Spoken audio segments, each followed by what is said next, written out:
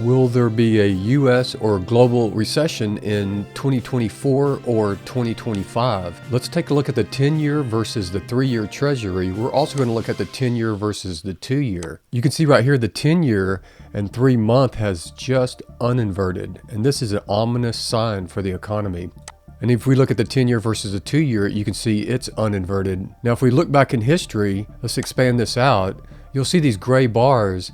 These gray bars represent recessions. And if you look, you can see it inverted, and then you see this black line. It comes above the black line, which is uninverts, and you can see the recession. And the same here, it inverts and then uninverts, and then we have the recession. And all the way down the line, inversion, uninversion, recession. And right here in 2008, 2010, when they had the Great Recession, there's the inversion, uninversion, and then we have the recession.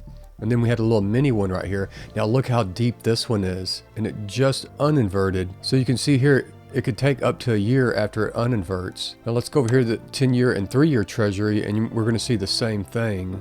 Let's go back out here. This starts at 1995. You can see the inversion, it uninverted, and then there's the recession. A pretty deep inversion, uninverted, and then we had the recession. This one's a little closer. You can see how this one uninverted. It took just a little longer. This one, as soon as it started uninverting, we started going into the recession. Right here in the Great Recession, inverted, uninverted, and the Great Recession. And we had a little mini one here. This current one is deep, and it just now started to uninvert.